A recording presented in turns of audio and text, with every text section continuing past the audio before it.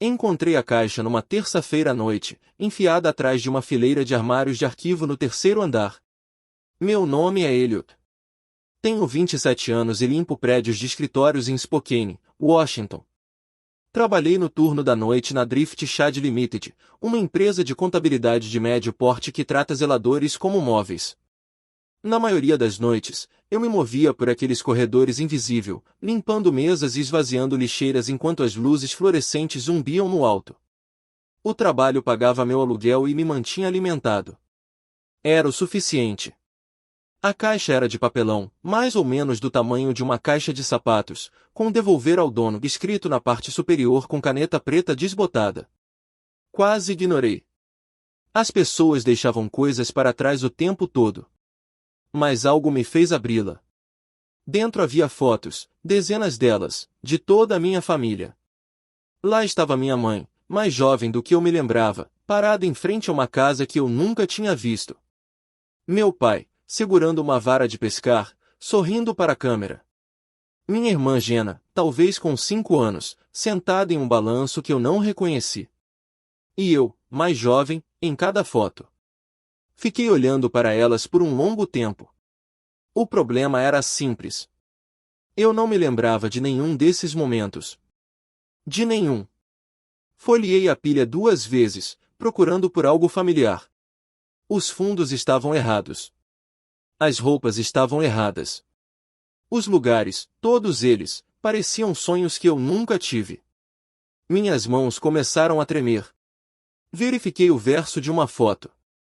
Havia uma data, 15 anos atrás. Eu teria 12 anos. Eu tinha memórias de quando tinha 12 anos. Lembrei-me do apartamento em que morávamos, da escola que eu frequentava, do cachorro do vizinho que latia todas as manhãs. Mas nada disso, nenhum desses lugares. No fundo da caixa havia um pedaço de papel dobrado. Abriu. Um endereço, escrito com a mesma caligrafia da etiqueta da caixa, 1247 Ashwood Lane. Sem cidade, sem estado, apenas isso. Sentei-me no chão daquele escritório vazio por 20 minutos, olhando para as fotos. Minha mãe havia morrido há 3 anos. Meu pai, 5 anos antes. Jenna mal falava comigo. Eu não tinha mais ninguém para perguntar sobre isso, mas alguém sabia. Alguém havia colocado esta caixa ali. Alguém queria que eu a encontrasse. Guardei o endereço no bolso, guardei as fotos de volta na caixa e terminei meu turno em silêncio. Quando saí daquele prédio às 6 horas, o sol estava começando a nascer. Não fui para casa. Peguei meu celular e procurei por Ashwood Lane. Ficava 2 horas de distância, em uma cidade chamada Clearbrook. Eu nunca tinha ouvido falar dela. Cresci em Spokane. Minha vida inteira, até onde eu sabia, foi em Spokane. Meus pais trabalhavam duro. Meu pai era mecânico. Minha mãe limpava casas. Não éramos ricos, mas tínhamos o que precisávamos. Jenna era 3 anos mais nova que eu e brigávamos como irmãos. Coisas normais, vida normal. Só que eu sempre senti que faltava alguma coisa. Não de uma forma dramática, apenas pequenas lacunas, memórias que não se encaixavam direito. Uma festa de aniversário que eu não conseguia imaginar claramente. Umas férias que minha mãe mencionou uma vez, das quais eu não me lembrava. Quando perguntei sobre isso, ela ficou quieta, disse que eu devia ter esquecido. Crianças esquecem coisas, mas crianças não esquecem anos inteiros. Depois que meu pai morreu, comecei a ajudar mais minha mãe. Ela adoeceu 1 ano depois. Câncer. A doença evoluiu rápido. Quando os médicos descobriram, não havia muito o que fazer. Ela passou os últimos meses em um asilo perto do nosso antigo apartamento. Eu a visitava todos os dias. Jenna vinha com menos frequência. Ela já tinha vida própria naquela época. Eu não a culpava. Uma noite, uma semana antes de minha mãe falecer, perguntei a ela sobre minha infância.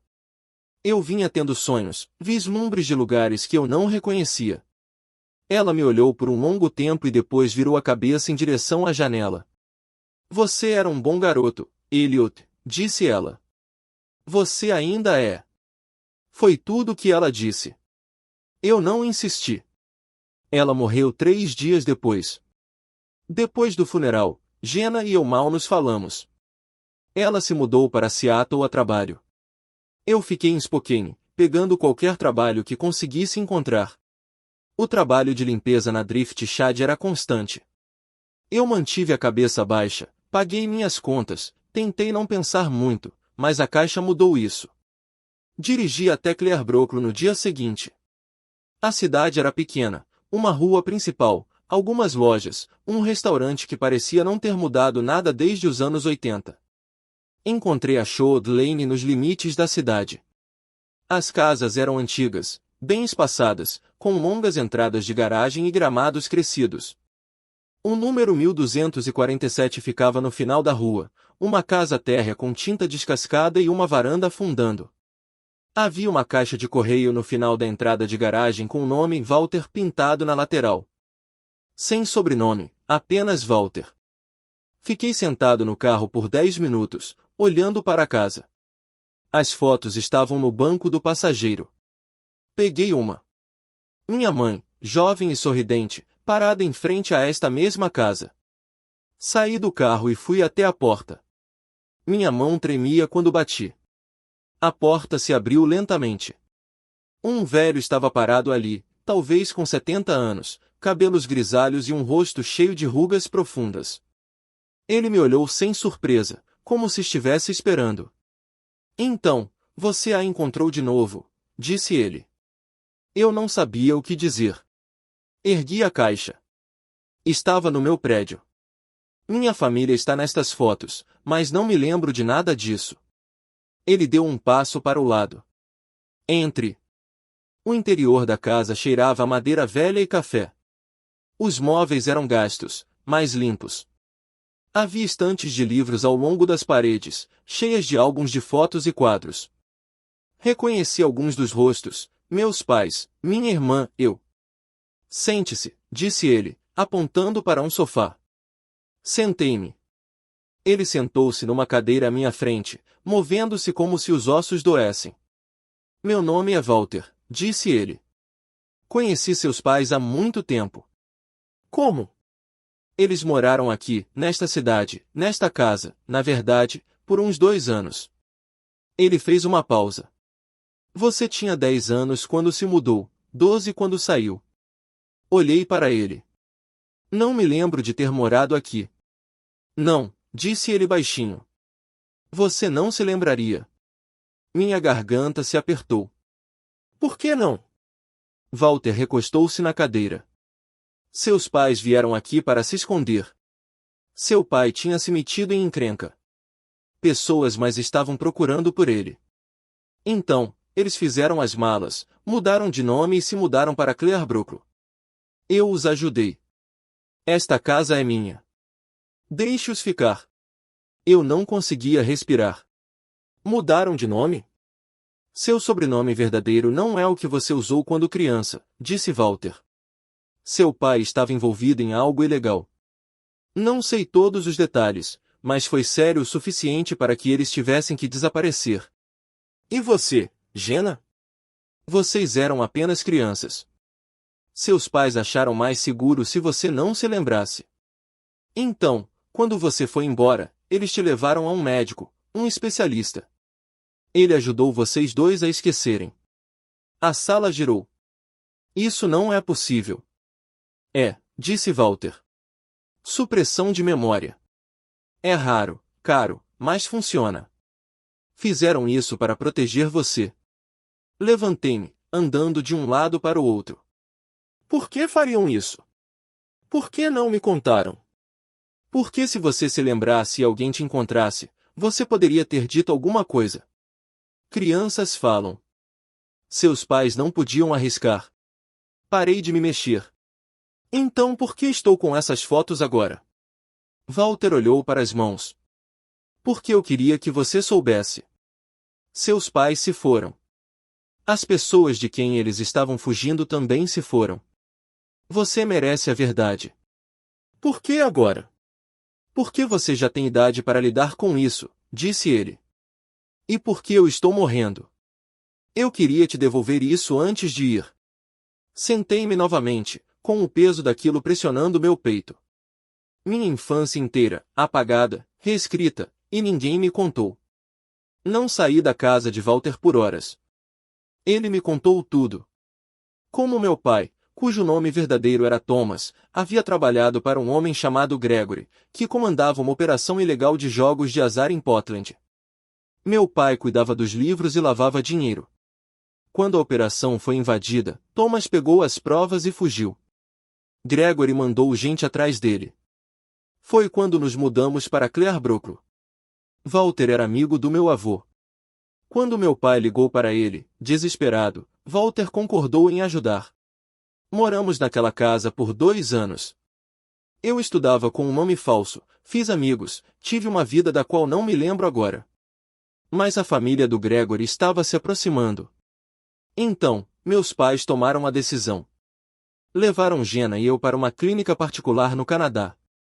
O médico de lá era especialista em casos de trauma.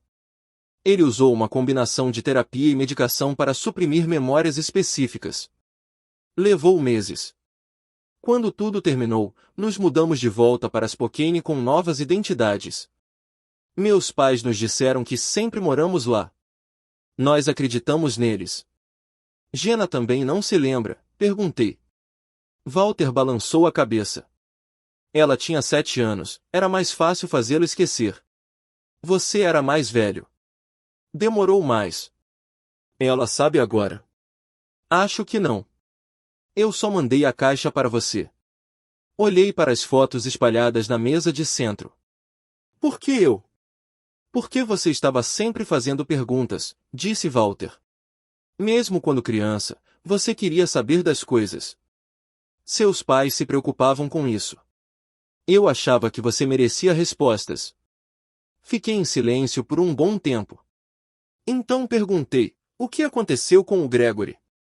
Ele foi preso e morreu lá há uns 10 anos. E meu pai, as provas que ele levou? Queimou tudo. Depois que o Gregory foi preso, seu pai destruiu tudo. Achei que isso te manteria mais seguro. Peguei uma das fotos, eu, em pé ao lado de uma bicicleta vermelha em frente à casa do Walter. Eu não tinha nenhuma lembrança daquela bicicleta. Nenhuma lembrança de ter sido aquela criança. Preciso falar com a Jenna, eu disse. Walter assentiu. Cuidado. Ela pode não querer saber. Saí de Clearbrook naquela tarde. A viagem de volta para Spokane pareceu mais longa do que deveria. Minha mente estava a mil. Liguei para Jenna 3 vezes. Ela não atendeu. Deixei um recado, precisamos conversar. É sobre a mamãe e o papai. Me liga de volta. Ela ligou 2 dias depois. O que você quer, Elliot? Encontrei uma coisa, fotos de quando éramos crianças. Preciso te mostrar. Não tenho tempo para isso. Jenna, por favor. Ela suspirou. Tudo bem. Estarei em Spokane na semana que vem. Podemos nos encontrar lá. A semana se arrastou. Continuei indo trabalhar, limpando os mesmos pisos, esvaziando o mesmo lixo. Mas tudo parecia diferente. Eu continuava pensando na criança daquelas fotos, aquela que andava naquela bicicleta vermelha, que brincava naquele quintal, que teve uma vida inteira da qual eu não me lembrava. Quando Jenna finalmente apareceu, nos encontramos em uma cafeteria perto do meu apartamento. Ela parecia cansada, mais velha do que eu me lembrava. Sentamos e eu deslizei a caixa sobre a mesa. O que é isso? Perguntou ela. Abra. Ela abriu. Seu rosto mudou enquanto olhava as fotos. Primeiro confusão, depois outra coisa. Medo, talvez. Onde você conseguiu isso? Sussurrou ela. Um senhor em Clearbrook. Ele conhecia a mamãe e o papai. Disse que moramos lá por 2 anos quando éramos crianças. Jenna largou as fotos. Eu não me lembro disso. Eu também não. Essa é a questão. Contei a Jenna tudo o que Walter tinha me contado. Ela ouviu sem interromper. Quando terminei, ela empurrou as fotos de volta para mim. Isso não faz sentido, disse ela. Mamãe e papai não fariam isso. Ele tinha provas. Ele me mostrou documentos, certidões de nascimento com nomes diferentes, históricos escolares de Claire Brooklow. Então por que não me lembro? Porque eles nos fizeram esquecer. Jenna se levantou. Eu preciso ir. Jenna, espere. Não. Sua voz era ríspida. Eu não vou fazer isso. Não me importo com o que um velho te disse. Nossos pais nos amavam. Eles não teriam mexido com nossas cabeças daquele jeito. Eles estavam nos protegendo do quê? De um cara que morreu na prisão há 10 anos. Ela pegou sua bolsa. Você é obcecado pelo passado, Elliot. Deixe para lá. Ela saiu antes que eu pudesse dizer qualquer outra coisa. Fiquei ali sentado por um longo tempo, olhando para as fotos. Eu entendia porque ela não queria acreditar. Era mais fácil pensar que nossa infância foi normal, que nossos pais tinham sido honestos, mas as evidências estavam ali, e no fundo, eu sabia que era verdade. Voltei para Claire Brooklow no fim de semana seguinte. Walter estava mais fraco do que antes. Ele se movia mais devagar, falava mais baixo. Perguntei se havia mais alguém que se lembrasse de nós. Ele me deu um nome, Patrícia. Ela tinha sido nossa vizinha. Encontrei a casa dela 2 ruas adiante.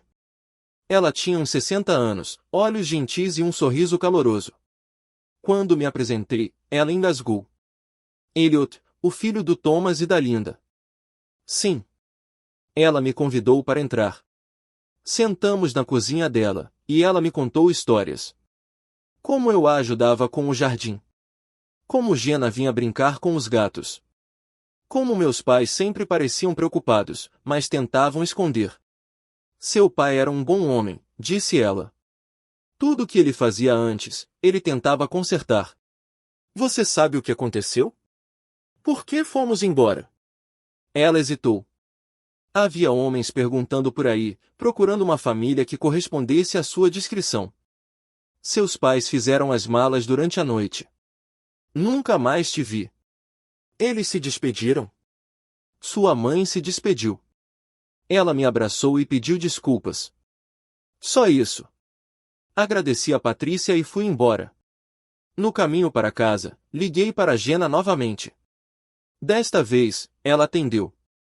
Falei com outra pessoa, eu disse. Uma vizinha. Ela se lembrou da gente. Tudo que Walter disse é verdade. Jenna ficou em silêncio por um longo tempo.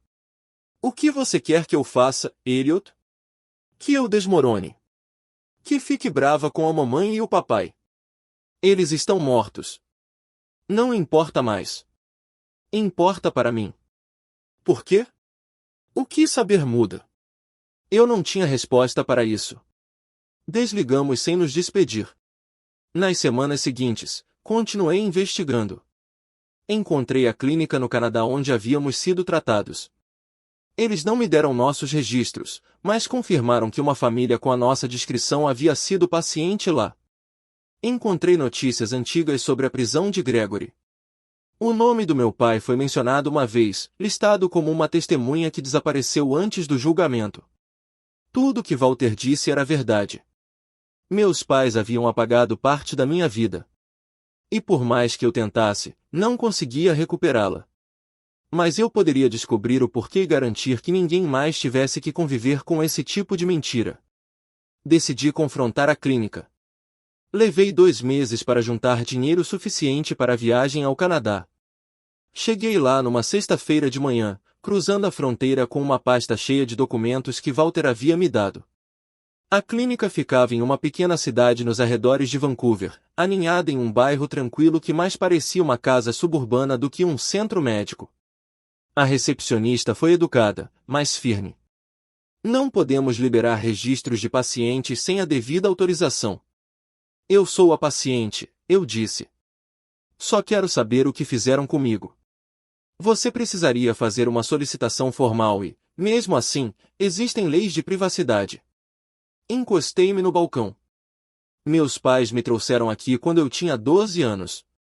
Eles pagaram alguém para apagar minhas memórias. Preciso saber como. Preciso saber se isso pode ser desfeito. Sua expressão se suavizou.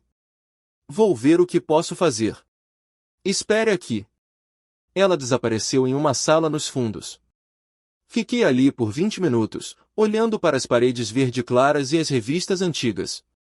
Quando ela voltou, havia um homem com ela, de uns 50 e poucos anos, cabelos grisalhos, vestindo um jaleco branco. Ele se apresentou como Dr. Ian. Você está procurando informações sobre um procedimento feito anos atrás? Perguntou. Sim, meu nome é Elliot. Fui paciente aqui. Minha irmã também. Ele gesticulou em direção a um pequeno consultório. Sentamos e eu expliquei tudo. Ele ouviu atentamente, com um rosto indecifrável. O que você está descrevendo parece terapia de reconsolidação de memória, disse ele. Era usado ocasionalmente em casos de trauma extremo. O objetivo era ajudar os pacientes a suprimir memórias traumáticas específicas sem afetar sua função cognitiva geral. É possível reverter isso? Ele hesitou. Em teoria, sim. Mas é complicado. As memórias não desaparecem simplesmente, elas são enterradas. Recuperá-las requer terapia intensiva. E mesmo assim, não há garantia. Eu quero tentar. Pode levar anos e pode não funcionar.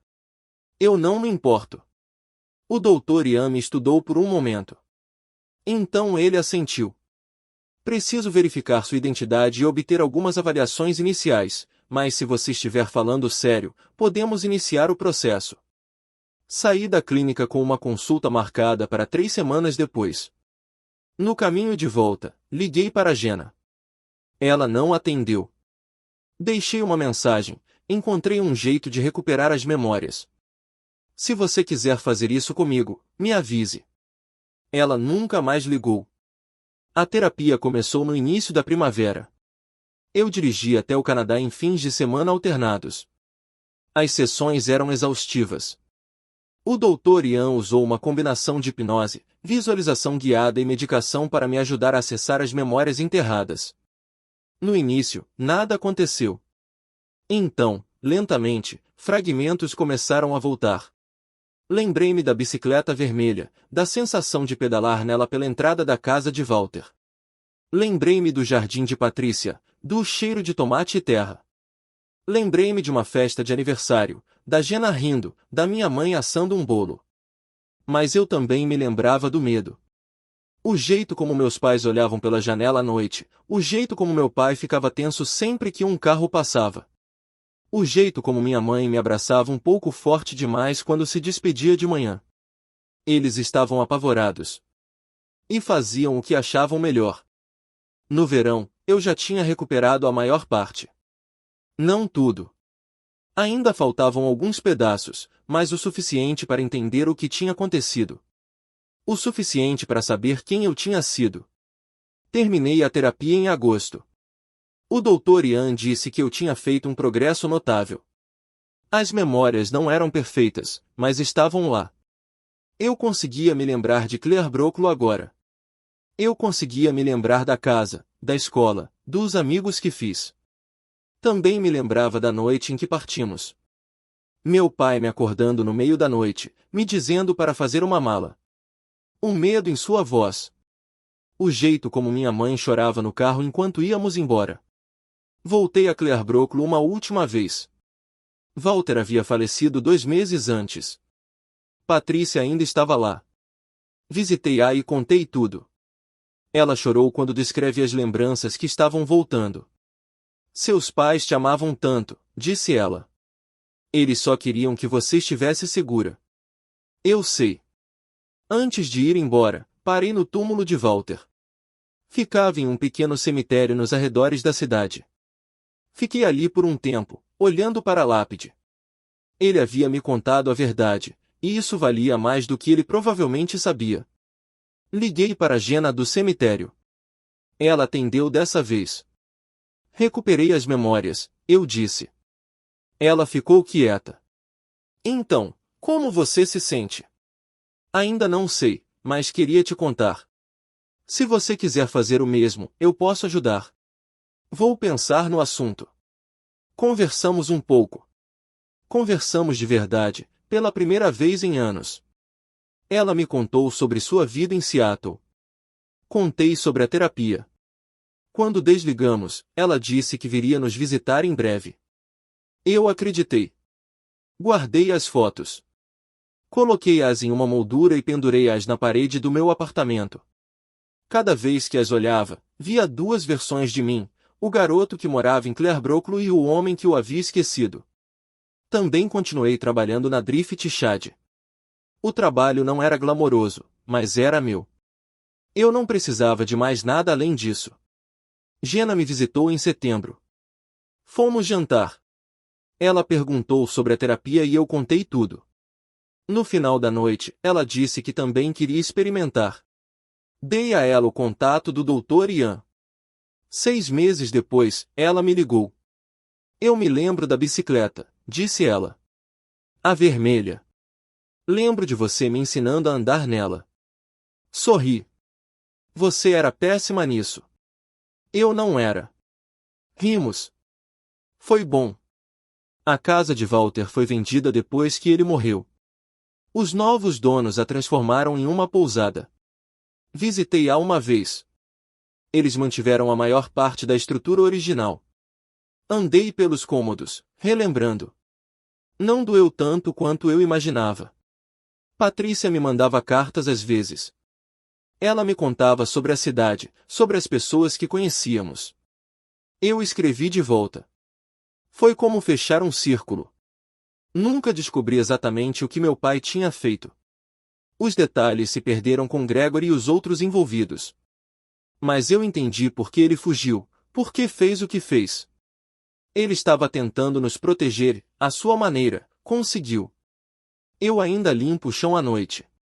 Continuo morando no mesmo apartamento, mas não sou a mesma pessoa que era quando encontrei aquela caixa. Sei quem sou agora, e isso faz toda a diferença. A clínica que realizou os procedimentos de supressão de memória acabou sendo alvo de escrutínio após o meu caso. O Dr. Ian relatou as práticas antiéticas que haviam ocorrido anos antes sob a gestão anterior. O médico que realizou o procedimento em Jenna e em mim já havia se aposentado há muito tempo, mas a clínica foi forçada a mudar seus protocolos e oferecer indenização aos antigos pacientes. Os companheiros sobreviventes de Gregory, aqueles que aterrorizaram minha família todos aqueles anos atrás, morreram ou acabaram presos. Os que ainda estavam vivos viviam na obscuridade, com seus crimes os alcançando de uma forma ou de outra. A justiça chegou lentamente, mas chegou. Quanto a mim, aprendi que algumas verdades valem a pena o esforço de descobri-las.